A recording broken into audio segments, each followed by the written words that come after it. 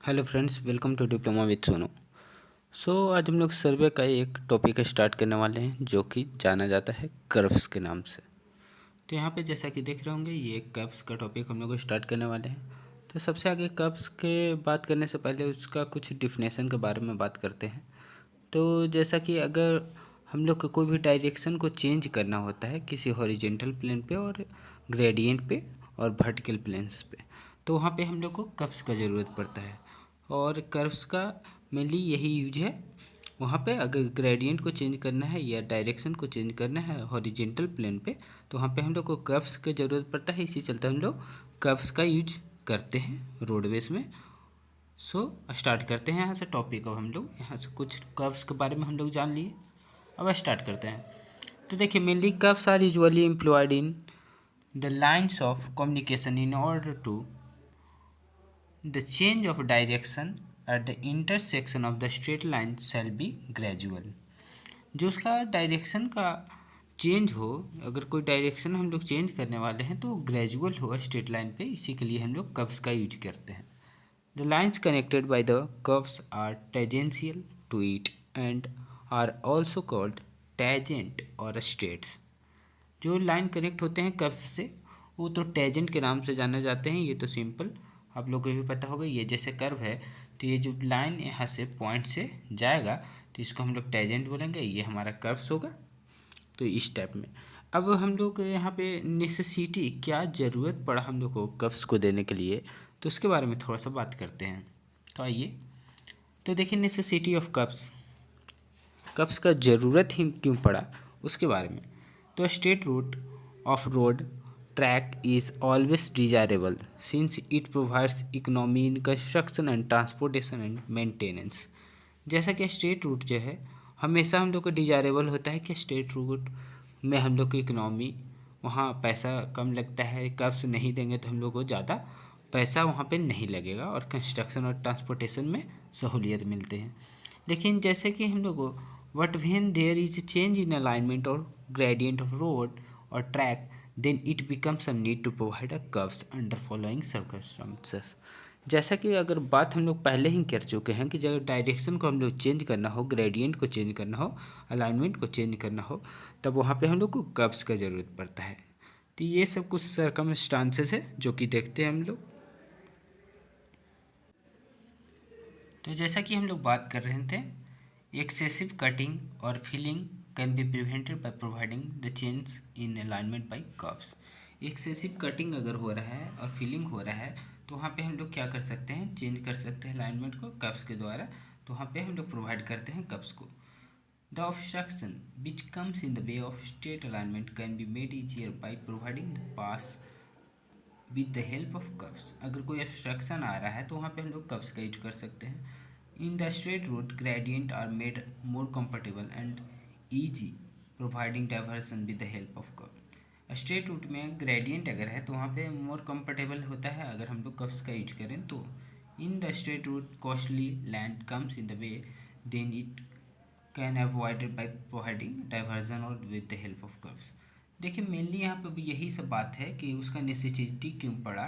तो उसका ज़रूरत इसलिए पड़ता है कि अगर हम लोग को ग्रेडियंट चेंज करना हो, जैसे कि हम लोग रोड कंस्ट्रक्ट करते हुए जा रहे हैं, अगर बीच में हम लोग को कुछ इम्पोर्टेंट हेरिटेज आ जाए, कोई मंदिर आ जाए या कोई जैसे कि मस्जिद आ जाए, कुछ भी आ जाए जो इम्पोर्टेंट कल्चर हो, हेरिटेज हो हम लोग का सोसाइटी का, उसको हम लोग तोड़ नहीं सकते हैं। या कोई ऐसा इम्पोर्टेंट लैंड हो, तो वहाँ से हम लोग कर्व्स का जरिए वहाँ से रोड को डाइवर्ट कर देते हैं, जिसकी हेल्प से हम लोग का कंस्ट्रक्शन ईजियर हो जाता है।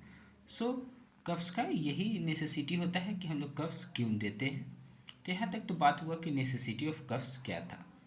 अब यहाँ से हम लोग कुछ क्लासिफिकेशन ऑफ कर्व्स के बारे में जानते हैं कि हम लोग कर्व्स का क्लासिफाई करेंगे तो कितने टाइप्स में करेंगे। आइए समझते हैं यहाँ से। तो यहाँ पे हम लोग क्लासीफाई कर रहे थे कप्स को। तो यहाँ पे देखिए कि कप्स को हम लोग मेनली टू टाइप्स में क्लासीफाई करते हैं। एक होता है हॉरिजेंटल कर्व, एक होता है वर्टिकल कर्व। अब यहाँ से टू टाइप्स में तो डिवाइड हो गया कि हॉरिजेंटल होता है, वर्टिकल होता है।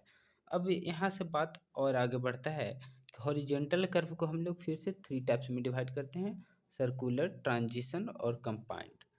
तो सर्कुलर कर्व्स का यहाँ पे फिर से 3 टाइप्स होते हैं, simple circular curve, compound circular curve और reverse circular curve. Transition curve का यहाँ पे 4 टाइप होता है, जो कि cubic parabola transition curve, clothoid transition curve और क्यूबिकल स्पाइरल ट्रांजिशन कर्व और lemniscate transition curve.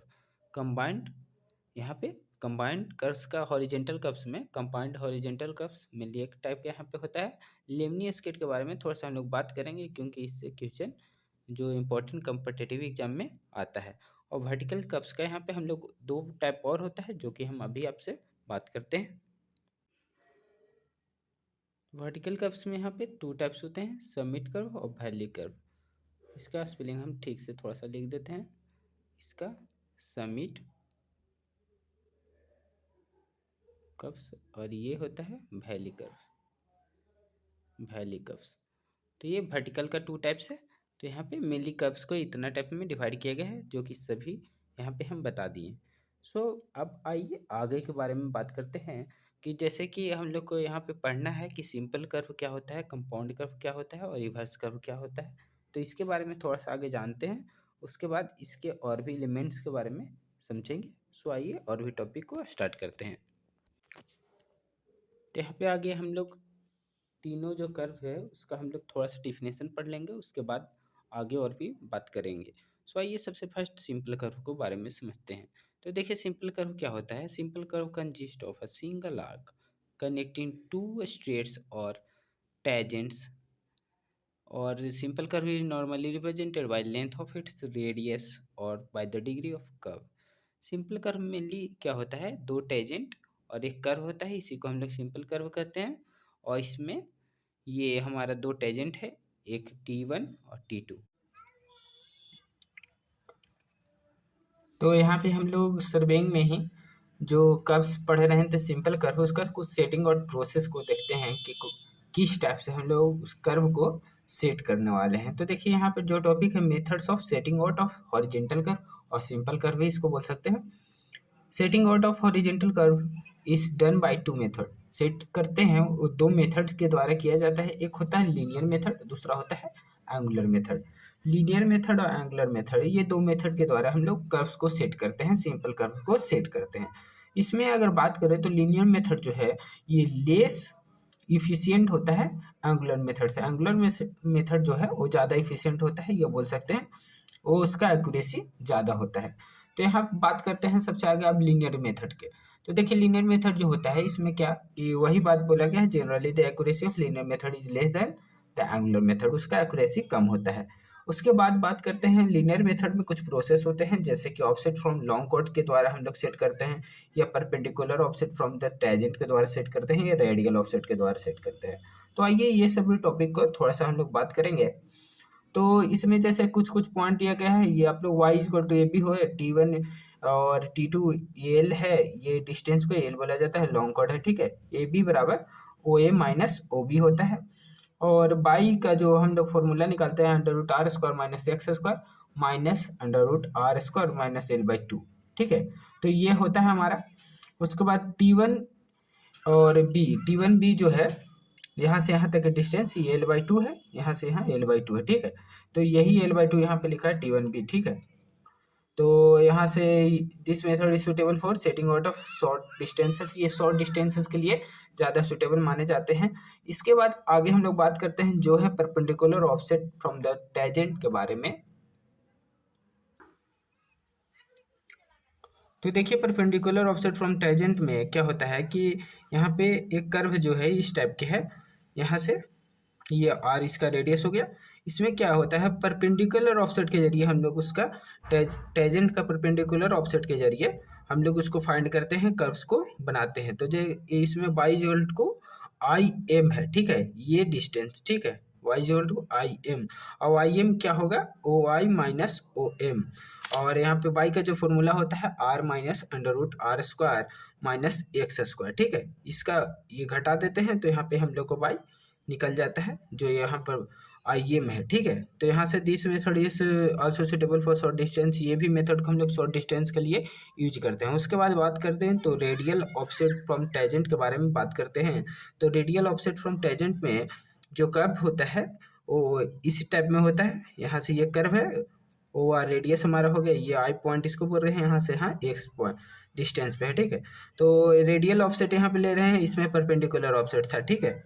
y is equal to A B, Y जो है ये वैल्यू जो है ये ए बी के बराबर है, ठीक है।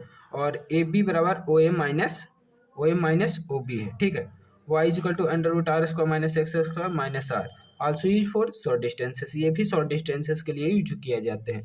तो मेनली जो हमारा है यहाँ पे शॉर्ट डिस्टेंसेस के लिए यहाँ पे हम लोग 3 मेथड अभी तक पढ़ चुके हैं, और आगे में बात करते हैं इसमें और एक प्रोसेस है उसको भी देख लेते हैं। तो देखिए इसके बाद जो सक्सेसिव बाइसेक्शन आर्क मेथड है, इसमें क्या होता है कि ये फिगर में जैसे T1 T2 हो गया यहाँ से, ठीक है। टेजेंट हमारा हो गया, ये आई डिस्टेंस है जो एपेक्स डिस्टेंस यहाँ पे मिल रहा है, ये यहाँ पे डेल्टा एंगल पे इसको जब बढ़ाएंगे प्रोड्यूस करेंगे तो डेल्टा एंगल पे मिला। और ये हमारा जो पॉइंट है बी है, और यहाँ पे ओ यहाँ सेंटर हो गया हमारा, ठीक है। और रेडियस हो गया D/2 से यहाँ एंगल डिवाइडेड है। तो इसमें जो एम बी है, ठीक है, एम बी है, इसके बराबर क्या होगा O M minus O B होगा, ठीक है। और एम बी के फॉर्मूला क्या होगा R minus R into cos delta by two, इस शॉर्टकट में हम पहले भी आपको बता चुके हैं, आर बराबर होता है 1 minus cos delta by to, ठीक है। और पी क्यू जो है, पी क्यू के वैल्यू यहाँ पे है जो हमारा R into 1 minus cos delta by two, P Q के वैल्यू है, ठीक है। और यहाँ से एस यू के वैल्यू हमारा आता है R into 1 minus cos delta by two. अब पी क्यू बराबर यहाँ पे एस हमारा, ठीक है, ये हमारा पी हो गया, ये पी है, ठीक है, कोई कंफ्यूजन वाली बात नहीं होनी चाहिए। पी है, एस है, यहाँ पे आर पॉइंट यहाँ पे है, ठीक है। तो पी क्यू का जो वैल्यू है O Q minus O P, और ओ पी हमारा R into cos delta by two हो जाएगा, ठीक है, ओ पी का वैल्यू। अब यहाँ से आगे बात करते हैं, R into 1 minus cos delta by two, ये पी क्यू का वैल्यू हमारा आ जाएगा, ठीक है।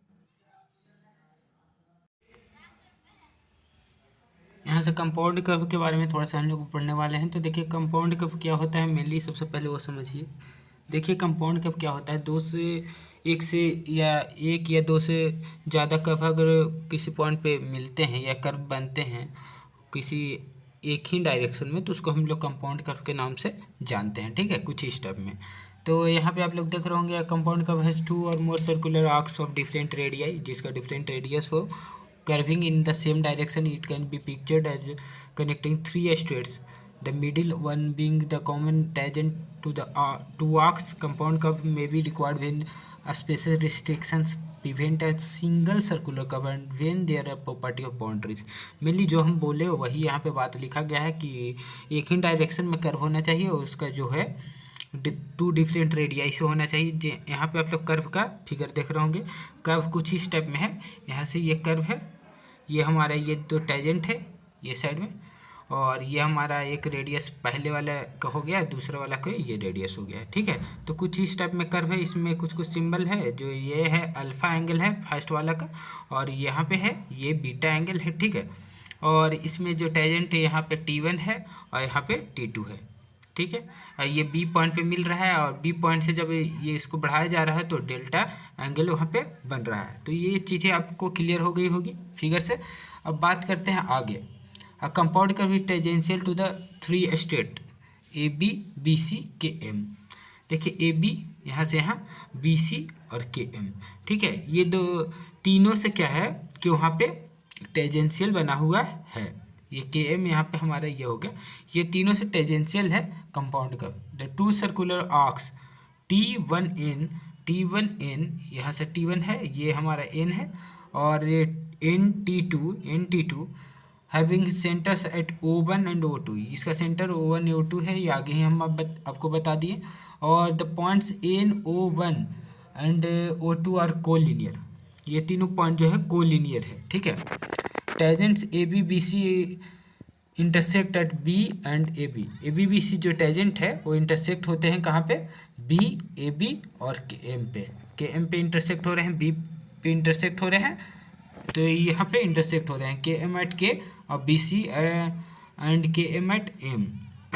के एम एट यहाँ पे एन हो गया, यहाँ पे एन जो है के एम के पास में कहाँ पे मैच कर रहे हैं, तो एन के पास में मैच कर रहे हैं, यहाँ पे मिस्टेकन हुए हैं। ठीक है, तो इसके आगे कुछ यहाँ पे सिंबल है, तो वो सिंबल आप लोग पढ़ सकते हैं, वहाँ पे हम बता भी आपको दिए हैं, जिसमें बीटा को है जो deflection angle between the common and forward tangent that is B C B M के।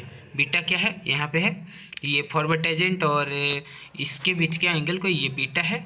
ठीक है, ये बैक टेंजेंट के एंगल का क्या अल्फा बोला जाता है। ठीक है, और टी एस जो है the length of tangent to the arc T one N having a smaller radii, इसका टी एस बोला जाता है। और टी एल जो है length of tangent to the arc N T two having greater radii.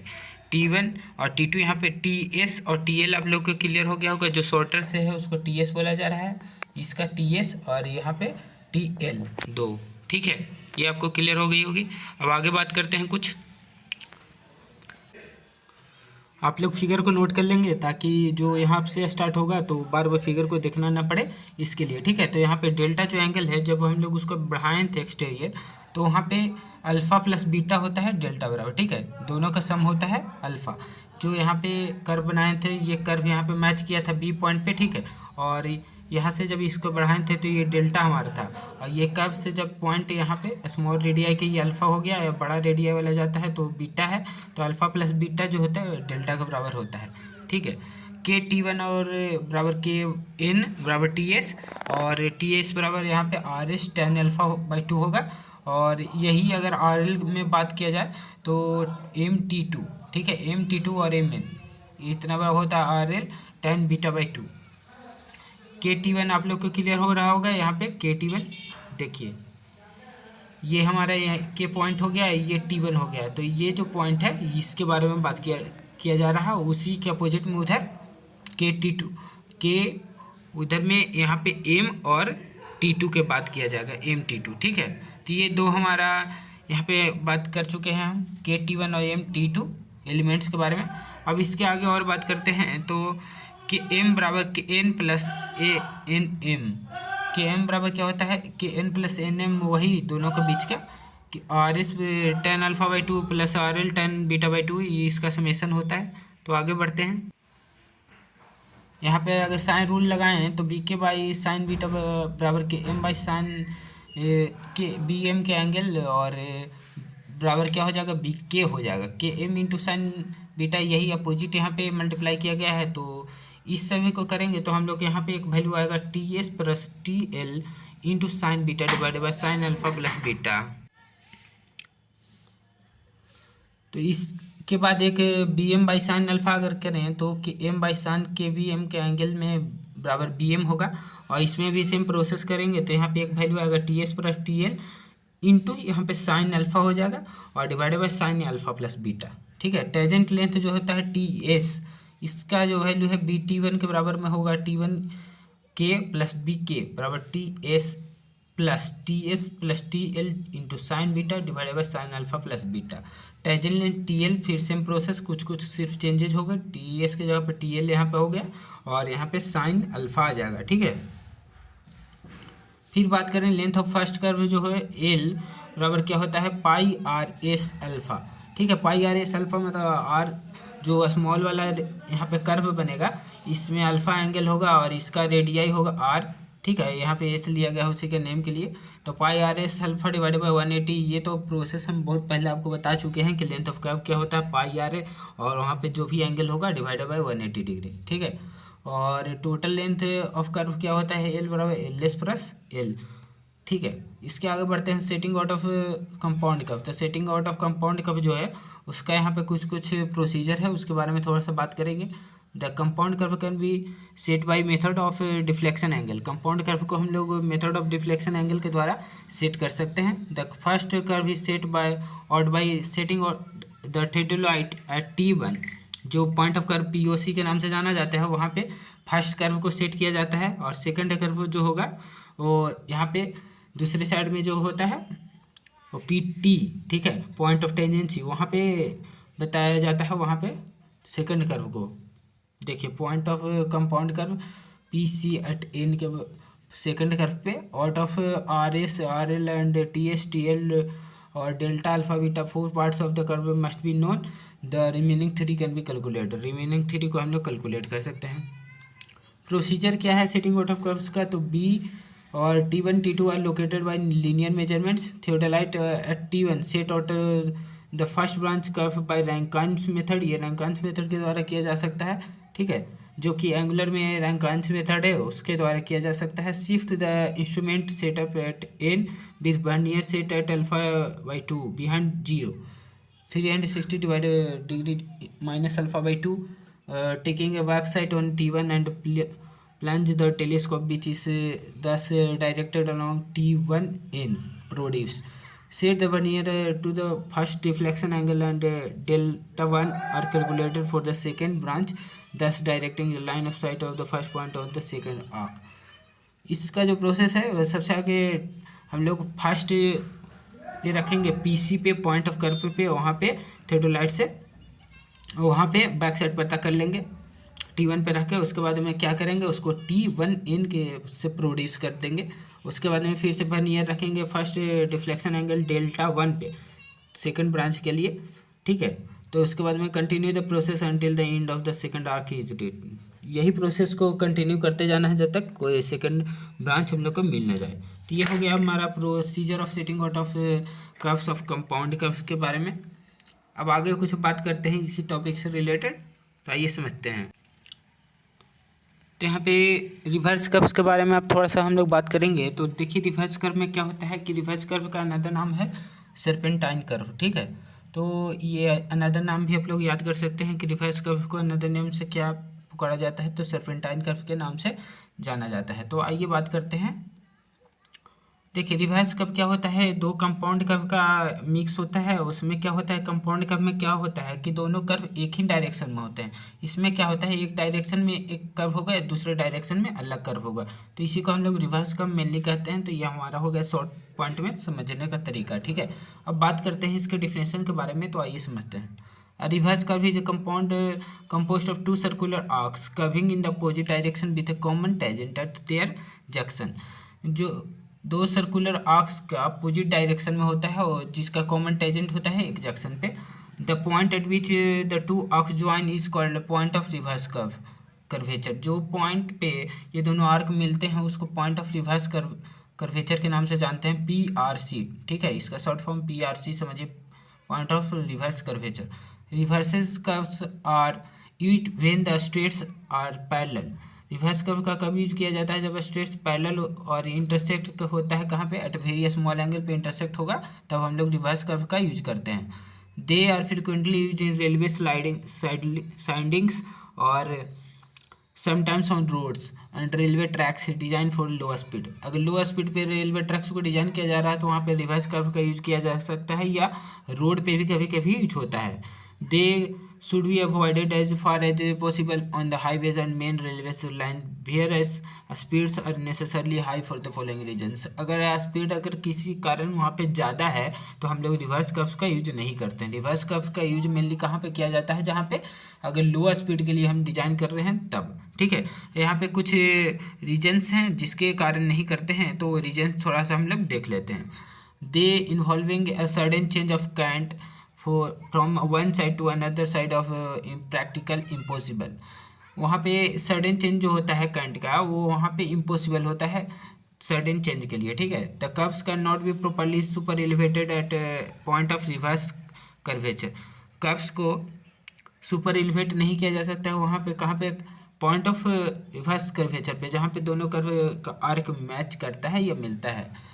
The sudden change in direction is objectionable. वहाँ पे sudden change मिलनी वहाँ पे पॉसिबल ही नहीं है, ठीक है। Steering is very dangerous to in the case of highways. It is always preferable when practicable to insert a short straight length or reversed spiral between the two branches of reverse curve. अगर दो branches के बीच में अगर कोई curve insert किया जाता है हमेशा ही शॉर्ट स्ट्रेट लेंथ का, ठीक है, जिससे वहाँ पे कोई भी डेंजर ना हो सके, कोई भी प्रॉब्लम ना आ सके। तो ये तो बात हुआ हमारा रिवर्स कर्व्स के बारे में। अब आइए इसका कुछ हम लोग एलिमेंट्स के बारे में पढ़ लेते हैं, जो कि हमारा सिलेबस में है कि एलिमेंट्स ऑफ रिवर्स कर्व के बारे में। तो आइए समझते हैं। तो देखिए यहाँ पे रिवर्स कर्व्स के लिए और भी कुछ पॉइंट है। तो reverse curves through pleasing to the eye would be bring discomfort to motorist running at design speed. अगर डिजाइन स्पीड पे अगर कोई बाइक वाला जा रहा है तो उसके लिए प्रॉब्लम कर सकता है रिवर्स कर्व पे। The instant change in direction at the PRC brought some safety problems. वहाँ पे कुछ सेफ्टी इशू आता है अगर पीआरसी पे सडन चेंज होता है पॉइंट ऑफ रिवर्स कर्वेचर पे, ठीक है। Despite this fact reverse curve are being used with great success on the park roads forms pathways waterways and channels and the like, ठीक है। तो यहाँ पे कुछ सिंपल अगर कर्व दिया जा रहा है जहाँ पे हाई स्पीड की ज़रूरत नहीं हो वहाँ पे हम लोग रिवर्स कर्व का यूज कर सकते हैं। तो आइए इसका कुछ फिगर के देख लेते हैं। और देखिए इसमें फिगर जो है कुछ स्टेप में है। ये कर्व यहाँ से स्टार्ट हो रहा है और कुछ ही अपोजिट डायरेक्शन में जा रहा है, ठीक है। इसका यहाँ पे सेंटर O1 इधर है और ये एक सेंटर O है यहाँ पे। इसमें I2 यहाँ पे एंगल है, यहाँ पे I1 एंगल है, ठीक है। और ये हमारा रेडियस हो गया R1 और इधर में R2 हो गया रेडियस, ये भी R2 हो गया, ये भी R1 यहाँ पे है, ठीक है। लेंथ ऑफ कर्व LC1 यहाँ पे है और ये LC2 है, ठीक है। यहाँ पे T1 यहाँ पे टेंजेंट है जो T1 है और ये T2 है, ठीक है। तो ये सभी पॉइंट आप लोग क्लियर हो गए होंगे। अब पॉइंट ऑफ कर्वेचर यहाँ पे PC है और यहाँ पे पॉइंट ऑफ टेंजेंसी नीचे में है PT। देखिए यहाँ पे PT है, ठीक है। और ये जो यहाँ पे टेंजेंट से मैच कर रहा है कर्व को, जो पॉइंट पे मैच करता है PRC बोला जाता है, जिसको पॉइंट ऑफ रिवर्स कर्वेचर हम पहले ही आपको बता चुके हैं। तो वहाँ पे PRC है। ये कॉमन टेंजेंट हमारा हो गया T2, ठीक है। इतना पॉइंट आप लोग को क्लियर हो गया होगा। अब इसमें हम लोग कुछ एलिमेंट्स के बारे में बात करते हैं। फिगर आप लोग नोट कर सकते हैं, ठीक है। देखिए एलिमेंट्स ऑफ रिवर्स कर्व में अगर बात करें तो PC पॉइंट ऑफ कर्वेचर है, PT point of tangency, PRC point of reverse curvature और T1 जो है हमारा length of tangent of the first curve था, T2 length of tangent of the second curve, V1 हमारा vertex of the first curve हो गया, V2 vertex of second curve हो गया और I1 जो हमारा central angle of the first curve और I2 central angle of the second curve. LC1 length of curve पहले हम बता चुके हैं और LC2 length of curve length of second curve, ठीक है। L1 जो हमारा लेंथ ऑफ फर्स्ट कॉर्ड है, L2 जो है हमारा लेंथ ऑफ सेकंड कॉर्ड हो गया, ठीक है। और T1 प्लस T2 जो है हमारा लेंथ ऑफ कॉमन टेंजेंट के मेजर हो गया V1 और V2 से, ठीक है। तो ये इतना पॉइंट हम लोग बात किए कि एलिमेंट्स ऑफ रिवर्स कर्व्स के बारे में। तो अब बात हम लोग कुछ करेंगे ट्रांजिशन कर्व के बारे में और उसका एलिमेंट्स के बारे में बात करेंगे और लेंथ ऑफ कर्व के बारे में जानेंगे कि उसका एलिमेंट्स क्या है और लेंथ ऑफ कर्व का क्या फॉर्मूला होता है, इसके बारे में थोड़ा सा बात करते हैं। तो आइए समझते हैं यहाँ से ट्रांजिशन कर्व को। तो देखिए यहाँ पे हम लोग बात करने वाले हैं ट्रांजिशन कर्व क्या होता है सबसे आगे। तो देखिए transition curve has radius that decreases from infinity at the point at the tangent point to a designed radius of the circular curve. देखिए ट्रांजिशन कर्व क्या होता है, उसका जो रेडियस होता है डिक्रीज करता है from infinity at the tangent point तक, उसका डिक्रीज करते हुए रेडियस आता है to a designed radius of the curve. It is provided on either side of the circular curve, जो कि सर्कुलर कर्व के किसी भी साइड पे हम लोग उसको दे सकते हैं, ट्रांजिशन कर्व को दे सकते हैं। ट्रांजिशन कर्व में अगर अब भी बात करें तो ये कर्व क्या होता है, tangent to the straight line, ये होता है टेंजेंट होता है स्ट्रेट लाइन पे और also to the circular curve, ये सर्कुलर कर्व पे टेंजेंट के रूप में जाना जाता है। In transition curve the centrifugal force is contracted by providing super elevation. और जो इसमें सेंट्रीफ्यूगल फोर्स है, सेंट्रीफ्यूगल फोर्स को हम लोग सुपर एलिवेशन के जरिए कॉन्ट्रैक्ट करते हैं, मतलब कम करते हैं या बोल सकते हैं उसको कम करते हैं सुपर एलिवेशन को।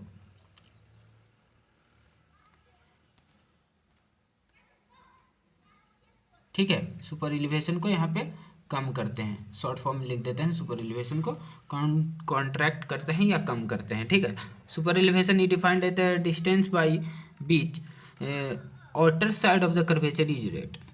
सुपर एलिवेशन क्या होता है कि अगर रोड में हम लोग जा रहे हैं, ठीक है, देखिए जैसा कि ये रोड है, ठीक है, ये रोड है कर्व के, ये रोड है, तो ये वाला साइड को अगर ये वाला पार्ट को हम ऊपर में उठाएं तो इसी को हम लोग बोलते हैं, या इसका हाइट को ऊपर कर दें ताकि जो सेंट्रीफ्यूगल फोर्स है उसको हम लोग कॉन्ट्रैक्ट कर सके, तो इसी को हम लोग बोलते हैं सुपर एलिवेशन। तो सुपर एलिवेशन भी आप लोग को क्लियर हो गया होगा। और अगर टाइप्स के बारे में बात करें तो टाइप्स ऑफ सेंट्रीफ्यूगल फोर्स जो है, टाइप्स ऑफ ट्रांजिशन कर्व जो है उसको 3 टाइप्स होते हैं, स्पायरल, क्लोथफॉइड और बर्नौली लेमनियस के ट्रांजिशन कर्व और क्यूबिक पैराबोला ट्रांजिशन कर्व। ठीक है, तो ये 3 यहाँ पे हो गया। और ये तीनों के थोड़ा सा हम लोग बाद में भी बात करेंगे। तो उससे पहले और भी चीज़ों पे बात करते हैं, तो आइए समझते हैं। तो देखिए, डिजाइन ऑफ ट्रांजिशन कर्व जो हम लोग करते हैं, तो लेंथ ऑफ ट्रांजिशन कर्व के लिए क्या होता है कि कुछ फार्मूला होता है। तो वो फार्मूला के थोड़ा सा हम लोग बात करने से पहले थोड़ा और भी कुछ जो चीज़ों पे बात करते हैं। इसमें क्या होता है, design of transition curve is done to find out the minimum length of transition curve for the given radius. Minimum radius को जानने के लिए हम लोग डिजाइन करते हैं ट्रांजिशन कर्व को कि कितना हम लोग दे सकते हैं कितना रेडियस पे, ठीक है। The length of the curve is designed to fulfil 3 condition. उसका लेंथ ऑफ कर्व हम लोग 3 कंडीशन को फुलफिल करने के लिए निकालते हैं। Rate of change of centrifugal acceleration to developed gradually, और rate of the introduction of design super elevation की सुपर एलिवेशन वहाँ पे to be a reasonable rate minimum length by IRC formula, ठीक है। तो मिनिमम लेंथ के लिए भी हम लोग करते हैं। उसके बाद अब बात करते हैं कि कौन कौन सा जो प्रोसेस है जिसके द्वारा हम लोग वहाँ पे इसको फिक्स करते हैं कर्व को। तो आइए समझते हैं। तो यहाँ पे मैक्सिमम लेंथ जो है उसका कुछ फॉर्मूला होते हैं, जैसे कि bye rate of change of centrifugal acceleration से। तो यहाँ पे इसमें जो है लेंथ ऑफ ट्रांजिशन कर्व को S दिया गया है, और वेलोसिटी ऑफ व्हीकल जो है V, और ये है मीटर पर सेकंड में, टाइम जो है 30 सेकंड होगा। देन तब क्या फॉर्मूला कैसे होता है, तो यहाँ होता है कुछ इस प्रकार में, वेयर LS बराबर V इंटू टी, और rate of change of centrifugal acceleration जो C होता है वो V²/RT होता है, ठीक है, R इंटू टी। और यहाँ पे C को इस टाइप में भी होता है NV²/R into LS into V, और LS और V क्या है, तो यहाँ पे आपको बता दिया गया है LS बराबर V इंटू टी होता है, ठीक है। और LS बराबर VQ/RC, where V the obtained from the grade of the road और नेचर ऑफ द ट्रेन, और जो भी जो है नेचर ऑफ ट्रेन और ग्रेड ऑफ रोड से पता चल जाता है भी के वहाँ पे फिक्स कितना है। फॉर स्पीड अप टू यहाँ पे दिया भी गया है, देख सकते हैं। C मैक्स जो है 0.76 मीटर पर सेकंड होता है। अगर 32 किलोमीटर पर आवर के स्पीड से जा रहे हैं तो C मैक्स कितना होना चाहिए, 96 किलोमीटर पर सेकंड से जा रहे हैं तो C मैक्स कितना होना चाहिए, तो 0.46 मीटर पर सेकंड, और 32 से 96 किलोमीटर पर आवर जा रहे हैं तो C मैक्स कितना होना चाहिए, 80/75+B, ठीक है। तो ये कुछ पॉइंट थे जो यहाँ पे हम आपको दिखा दिए। सो आइए अब दूसरा प्रोसेस की बात करते हैं, by rate of introduction of super elevation. Rate of introduction जो सुपर एलिवेशन से है उसके द्वारा the full value of super elevation has to be obtained within the length of transition curve, hence the length of transition curve should be sufficient enough to change the road of surface cambered shape to a fully super elevation surface without any distortions. उसका जो super elevation जो हो हम लोग देते हैं transition curve पे, तो उसका लेंथ के हम लोग जानने के लिए क्या करते हैं, rate of introduction of super elevation के लिए यहाँ पे कुछ फॉर्मूला का यूज करते हैं। तो आइए उसको देखते हैं। इन जो है हमारा rate of introduction of super elevation है 1 इन, अगर 120 150 रहा तो ये प्लेन ट्रेन में यूज होता है, ये सब नोट कर लीजिएगा, ये सब इंपॉर्टेंट पॉइंट है। और हिल एरिया में है तो 1 इन 60, 1 इन 100 है तो बिल्टअप एरिया में इसका यूज किया जाएगा, ठीक है। तो ये सब पॉइंट को थोड़ा सा नोट कर लीजिएगा, इंपॉर्टेंट पॉइंट है। यहाँ पे देखिए सुपर एलिवेशन जो हम लोग इसका एवं ऊंचाई को बढ़ाते हैं तो इसको मैं कैसे करते हैं, तो ये W हमारा डिस्टेंस हो गया, I जो है हमारे ये ऊपर में है, ठीक है, हाइट, और ये बीट्स हो गया हमारा, और N% से एंगल से हो गया है। यहाँ पे ये जो एंगल जुड़ जाएगा तो A जो है वो 1/n होता है, और ये हमारा लेंथ ऑफ LS हो गया, ठीक है। तो ये सब पॉइंट हो गया, और C बराबर क्या होगा, NV² इंटू LS/V, और यहाँ पे साइन थीटा जो है वो और पार्शियली इक्वल होगा tan थीटा बराबर E/W से, जो कि E का वैल्यू देगा। E बराबर होता है कैपिटल E बराबर होगा हमारा E इंटू W। और आल्सो इन BCD ट्रायंगल में अगर बात करें तो E equal to partially tan alpha और इक्वल टू E/LS, 1/n बराबर सेम ऐसे ही E/LS, E बराबर होता है LS/n। From first and second EW बराबर LS/n, और LS बराबर new rotation of payment about central line, और LS जो है हमारा NEW/2, ठीक है। तो ये कुछ फार्मूले हैं। तो यहाँ पे उसके बाद में एक इम्पार्शियल फार्मूला होता है, इम्प्रिकल फार्मूला बोल सकते हैं, इम्पार्शियल भी पढ़ते हैं हम लोग, ठीक है। इम्प्रिकल फार्मूला जिसको बोला जाता है फॉर प्लेन और रोलिंग ट्रेन के लिए क्या होता है, LS 2.7 V²/R, ठीक है। तो ये थोड़ा सा इंपॉर्टेंट है, इसको थोड़ा सा नोट कर लीजिएगा कि एल एस बराबर 2.7 वी स्क्वायर बाय आर, जो रेट ऑफ सुपर एलिवेशन में हम लोग इसका यूज करने वाले हैं, ठीक है। और ये आगे इसके बढ़ते हैं थोड़ा सा, तो यहाँ पे फॉर माउंटेनियंस में स्टीप ट्रेन अगर है तो एल एस बराबर वी स्क्वायर बाय आर से हम लोग फॉर्मूला को निकालते हैं वी स्क्वायर, और उसका डिवाइड करते हैं आर से, ठीक है। अब आगे बात करते हैं। तो देखिए फ्रेंड, यहाँ पे ट्रांजिशन कर्व का कुछ टाइप्स होते हैं, ठीक है। ट्रांजिशन कर्व का types of transition curve TC सिर्फ लिखते हैं मेनली, समझ जाइएगा आप लोग। तो उसमें एक होता है बर्नौलीज लेमनी स्केट कर्व, और एक होता है क्यूबिक स्पायरल और क्लोथवाइड और यूलर्स स्पायरल, और एक होता है क्यूबिक पैराबोला और फ्रॉड्स कर्व। तो ये तीनों का थोड़ा सा देख लेते हैं, क्योंकि ये कभी कभी ये सब इम्पोर्टेंट हो जाते हैं। कोई भी कम्पिटिटिव एग्जाम में पूछ देता है कि बर्नौली लेमनी स्केट का ये फिगर कौन सा है, इस टाइप में, ठीक है। तो इसका थोड़ा सा हम लोग देख लेते हैं। क्यूबिक पैराबोला, क्यूबिक स्पायरल और क्यूबिक पैराबोला, ये जो कर्व होते हैं, ये इसको कैसे डिफाइन किया जाता है, तो these are not ideal transition curve. The method of laying out of this curves is very easy. Cubic spiral और cubic parabola are extensively use in railways. इसका यूज होता है रेलवे में, यूज होता है। ये आइडियल कर्व नहीं है, लेकिन इसका यूज किया जाता है रेलवेज में। Clothoid is an ideal transition curve. The radius of the curvature is inversely proportional to the distance from the starting point of the curve. इसका जो रेडियस होता है आर जो होता है, इनवर्सली प्रोपोर्शनल टू होता है जो इसका डिस्टेंस स्टार्ट होता है उसके द्वारा, ठीक है। ये जो distance starting point of the curve से इसका इन्वर्सली प्रोपोर्शनल होता है। ये एक आइडियल कर्व है क्लोथवाइड, ठीक है। इसके बाद है बर्नौली लेमनी स्केट। तो बर्नौली लेमनी स्केट को थोड़ा सा देख लेते हैं। लेमनी स्केट कर्व से fulfil the condition to be an ideal transition curve. ये एक आइडियल ट्रांजिशन कर्व होता है। The rate of the change of curvature of the curve is gradual. इसका जो रेट ऑफ चेंज होता है कर्वेचर का वो ग्रेजुअल होता है। लेमनी स्केट कर्व और एक्सटेंसिवली यूज इन हाईवेज, इसका यूज किया जाता है हाईवेज में, ठीक है। अब देखिए एक फिगर है, इसमें फिगर में कुछ ज़्यादा नहीं है समझने के लिए। सिंपली क्या है कि ये जो कर्व है ये बना हुआ, ये है हमारा स्पाइरल और ये हमारा है लेमनी स्केट, और ये जो है इसको बोलते हैं क्यूबिक पैराबोला। तो इसको आप लोग नोट कर सकते हैं, ठीक है। अब बात करते हैं हम लोग वर्टिकल कर्व्स के बारे में। तो देखिए सबसे आगे वर्टिकल कर्व्स को जानते हैं कि क्या होता है, उसका कितना टाइप होता है। उसके बाद में उसका लेंथ ऑफ कर्व के बारे में थोड़ा सा देख लेंगे। तो इससे हम लोग पूरा कर्व का जो चैप्टर है क्लियर हो जाएगा यहाँ से, ठीक है फ्रेंड। तो आइए स्टार्ट करते हैं वर्टिकल कर्व को। तो देखिए यहाँ से स्टार्ट होता है वर्टिकल कर्व। वर्टिकल कर्व्स में स्टार्ट करें तो vertical curves are provided at the intersection of different grades to connect them through a gradual change in gradient.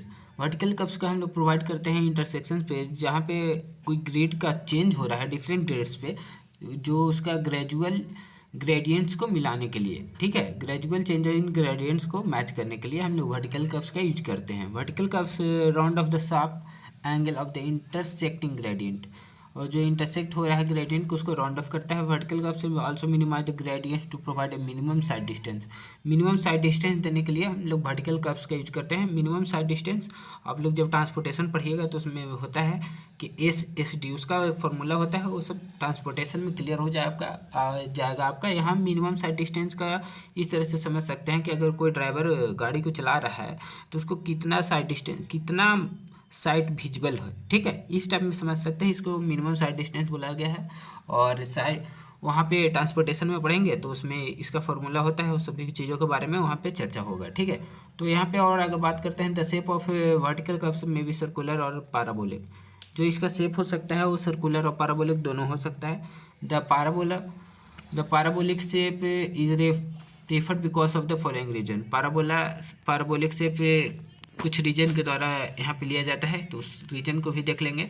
Longer side distance because of flatness of the top of the parabolic shape, उसमें side distance जो होता है वो ज़्यादा होता है। It reduce the possibility of accident. ये जो पैराबोलिक अगर यूज करते हैं तो एक्सीडेंट का कम चांसेस हो जाते हैं। Parabolic shapes provide the best riding quality because of the uniform rate of the change of grade. Uniform rate of change of grade होता है तो यहाँ पे कंफर्टेबिलिटी अच्छा होता है, इसी चलते पैराबोलिक शेप को ज़्यादा प्रीफर किया जाता है। वर्टिकल कर्व्स का यहाँ पे दो तरह से क्लासीफाई किया जाता है, एक होता है समिट कर्व, एक होता है वैली कर्व। तो आइए जानते हैं कि समिट कर्व क्या होता है और वैली कर्व क्या होता है। तो देखिए समिट कर्व और वैली कर्व को अनदर नाम से भी जाना जाता है, सैग कर्व के नाम से जाना जाता है। तो सैग कर्व क्या होता है और वैली कर्व क्या होता है देखते हैं। देखिए सैग कर्व क्या होता है, sag curves are the vertical curves having their convexity downward. Convexity मतलब वो जो मुड़ाव होता है, टर्न होता है, वो डाउनवर्ड्स की तरफ होता है। Sag curves are generally introduced when, sag curves को कब हम लोग इंट्रोड्यूस करते हैं, कब a negative grade meets a level stretch. Negative grade अगर लेवल स्ट्रेच से मीट करने वाला है लेवल और स्ट्रेच से, तब होगा वहाँ पे यूज होगा सैग और वैली कर्व का। और निगेटिव ग्रेड अगर माइल्डर निगेटिव ग्रेड से मीट हो रहा है तब, और निगेटिव ग्रेड अगर पॉजिटिव ग्रेड से मीट हो रहा है तब भी हम लोग वैली कर्व का यूज करते हैं। ये क्या होता है, इसका कॉन्वेक्सिटी डाउनवर्ड होता है। सिंपल ये ध्यान में सिर्फ रखिए कि अगर हम लोग वैली कर्व बोल रहे हैं, सैग कर्व बोल रहे हैं और वैली कर्व, तो उसके कॉन्वेक्सिटी डाउनवर्ड्स में होते हैं। और इसका कुछ फिगर हो गया, पॉजिटिव ग्रेड मीट्स आ स्टीपर पॉजिटिव ग्रेड, तब वहाँ पे वैली कर्व का यूज किया जा सकता है। तो यहाँ पे कुछ फिगर हैं, वो फिगर को भी देख सकते हैं आप लोग। देखिए कॉन्वेक्सिटी और इसका जो कर्व का है वो कॉन्वेक्सिटी डाउनवर्ड है ना, इस टाइप में। तो यहाँ पे जो चारों चीज़ों का हम लोग बात किए थे, negative grade meets a lower stretch. Negative grade जो है -G%, ये लेवल स्ट्रेच से मैच कर रहा है, तब हम लोग इसका यूज किए। और ये -G अगर और भी माइल्डर निगेटिव से मैच कर रहा है, तब हम लोग इसका यूज किए। ठीक है, दो यहाँ पे हो गया। और अपोजिटिव ग्रेड +G और ये +G दोनों पॉजिटिव ग्रेड है, फिर भी यहाँ पे मैच, तब हम लोग ये इस कर्व का यूज करते हैं। अगर निगेटिव ग्रेड एक पॉजिटिव ग्रेड दोनों मैच हो रहा है, तब हम लोग इसका यूज करते हैं। सो आप लोग को आई होप यहाँ तक क्लियर हो गई होगी। अब बात करते हैं समिट कर्व के। तो देखिए समिट कर्व क्या होता है, समिट कर्व्स और vertical curves having convexity upwards. इसमें क्या था, कॉन्वेक्सिटी डाउनवर्ड्स था, इसमें यही चीज़ अपवर्ड्स हो जाता है, इसको समिट कर्व बोला जाता है। भाईली इस तरह से आप लोग याद कर सकते हैं कि कहीं जाते हैं तो देखते हैं ना, माउंटेन्स क्या होता है, माउंटेन्स कैसा आपको दिखाई देता है, ऊपर से जब आते हैं तो देखते हैं कि ये एकदम पहाड़ है और यहाँ पे मान के चलिए रोड है। ठीक है, तो इसका जो कॉन्वेक्सिटी है वो कुछ इस टाइप में रहेगा। ठीक है, तो यहाँ पे हमारा वैली कर्व कुछ इस टाइप में याद कर सकते हैं आप लोग। ठीक है, समिट कर्व यहाँ पे क्या होता है, कॉन्वेक्सिटी अपवर्ड्स में होगा। और इसका इंट्रोड्यूस कब क्यों करते हैं, तो positive grade meets a level stretch, इसमें भी फिगर से बात कर लेंगे, अच्छा से क्लियर हो जाएगा। ठीक है, इसका भी पॉजिटिव ग्रेड अगर मैच करता है लेवल स्ट्रेच से, तब हम लोग कुछ इस टाइप में कॉन्वेक्सिटी इसका अपवर्ड्स है। ठीक है, कॉन्वेक्सिटी फिर अपवर्ड्स, अगर positive to positive grade match किया, फिर पॉजिटिव से निगेटिव ग्रेड मैच किया, फिर निगेटिव से निगेटिव ग्रेड मैच किया तब। ठीक है, तो कुछ इस टाइप में था समिट कर्व। अब इसका लेंथ ऑफ कर्व का एक फॉर्मूला है, तो उसको बात कर लेते हैं थोड़ा सा। तो आइए स्टार्ट करते हैं। तो देखिए इसका जो फॉर्मूला है, हमारा फॉर्मूला जो कुछ इस टाइप में होता है कि लेंथ ऑफ वर्टिकल कर्व जो है एल से यहाँ पे डिनोट किया जा रहा है, उसके बराबर क्या होता है, टोटल चेंज ऑफ ग्रेड, जितना चेंज हुआ ग्रेड में, और divided by rate of change of grade, जो उसका रेट हुआ चेंज का ग्रेड का, वो उसको इससे डिवाइड कर देते हैं। Rate of change of grade जो है वो परसेंटेज में रहेगा %, और algebraic difference of the two grades ये भी परसेंटेज में रहेगा। तो इसका कुछ फार्मूला कुछ ही स्टेप हो जाता है, G1 - G2 divided by R, ये चेंज में। ठीक है, ये चेंज में हमारा हो गया ये लेंथ ऑफ कर्व। ठीक है, तो कुछ ही स्टेप से आप लोग कर सकते हैं। फार्मूला हम फिर से लिख देते हैं, एल बराबर क्या, G1 - G2 divided by R, ये चेंज में हमारा वैल्यू दे देगा। ठीक है, और फार्मूला पहले भी बता चुके हैं कि total change of grade bye rate of change of grade. ठीक है, तो यहाँ से आप लोग को क्लियर हो गया होगा। So thank you all friend, यहाँ से आपका कर्व चैप्टर कंप्लीट होता है। सो अब नेक्स्ट चैप्टर में मिलते हैं। Thank you all.